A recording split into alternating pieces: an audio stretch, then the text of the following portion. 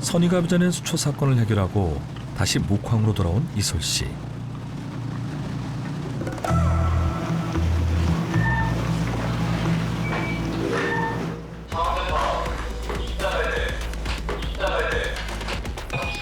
사건이 발생했습니다.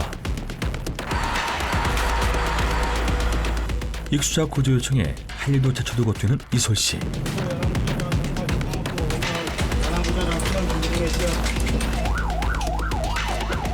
현시각 방파제 통과 현지 기상 송신하겠어.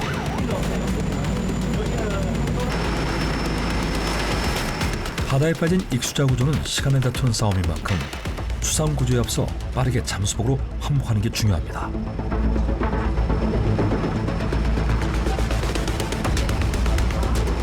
익수자분의 건강 상태가 위험할 수도 있어서 지금 신고를 받고 시간이 조금 지났는데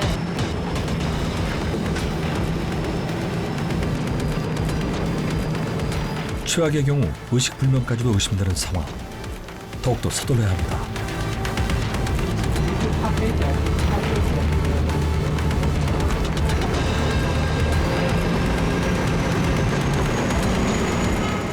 아직 익수자는 발견되지 않고 발견하는 즉시 바로 구조에 들어갈 수 있도록 잠수복으로 갈아입은 이솔 씨. 발견했습니다. 익수자의 상태를 확인한 뒤 구조 작업에 돌입하는 이솔 씨.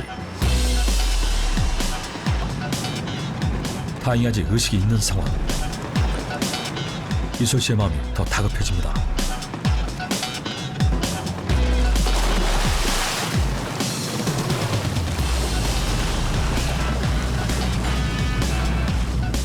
거친 파도와 온몸으로 맞서 싸우며 간절하게 구조를 요청하는 익수자를 향해 다가가는데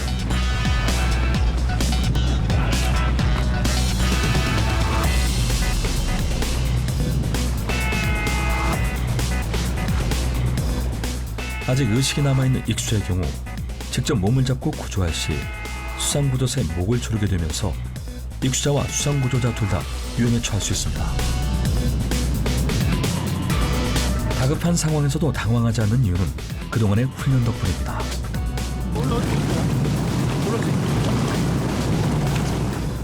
수상 구조라는 게 훈련할 때도 그렇고 실제 상황이 발생하면 구조 방법에 여러 가지 방법이 있기 때문에 그거를 까먹지 않고 몸에 계속 익혀놓기 위해서 조금 꾸준히 연습을 하고 있습니다.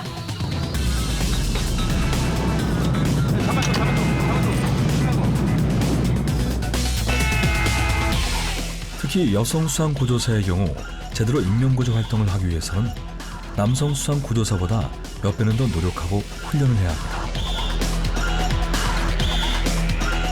아무래도 힘적으로 차이가 있어서 체력적으로 많이 좀 아무래도 한계가 있는 것 같은 그런 느낌이 종종 들 때가 있습니다. 얼마 전에 익수자를 구조한 적이 있는데 물놀이를 하다가 떠내려와서 이제 긴급하게 저희가 출동을 나간 상황이었습니다.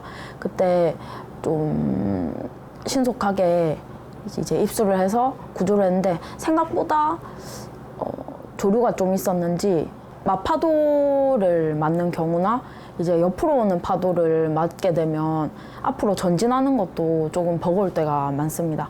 그리고 파고가 높을 때 한번 잘못 맞으면 또 물을 먹는 경우도 한 번씩 있거든요.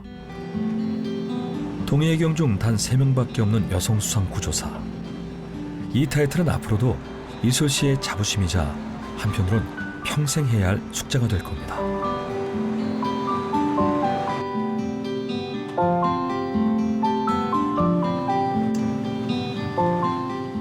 일본 일초가 전쟁과 같았던 익수자 구조 활동을 마치고 난 뒤 이솔 씨와 팀원들이 지친 몸을 이끌며 돌아왔습니다.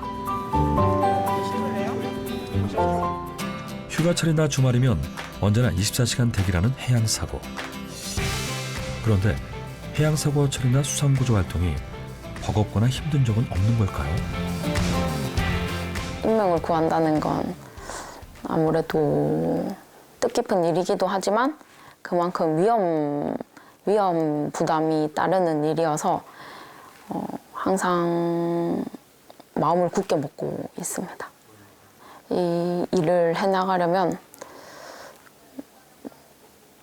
책임감과 사명감을 가지고 항상 업무를 수행을 해나가야 합니다. 그래서 해양 사고에 대처해 전문적인 구조 지식을 갖춘 수상구조사가 되기를 원했던 이솔 씨. 하지만 원한다고 해서 수상구조사가 다 되는 건 아니라고 합니다. 수상구조사 자격증을 취득하려면 우선 이론 16시간, 실기 48시간, 총 64시간의 교육과정을 이수를 먼저 해야 합니다. 맨몸 구조부터 시작해서 레스큐 튜브와 같은 장비를 이용한 장비 구조, 그 다음에 중량물도 나를 수 있어야 되고 4분 30초 이상을 입영을 할 수 있어야 되고 일반 영법 시험 같은 경우에는 기록 안에 들어오지 못하게 되면 그냥 과락이 나는 경우가 또 있어서 체력적으로도 많이 부담이 돼서 아무래도 좀 더 따기 힘든 그런 자격증인 것 같습니다. 제가 수상구조사 평가관으로 몇 번 가본 결과로는 합격률이 많이 나와도 절반 조금 넘고 보통은 한 50% 미만대로 합격률이 나오더라고요. 그중에서 여성분들 한 분도 합격 못 하시는 경우도 있고 아니면 한두 분 정도 합격을 하시는 것 같습니다.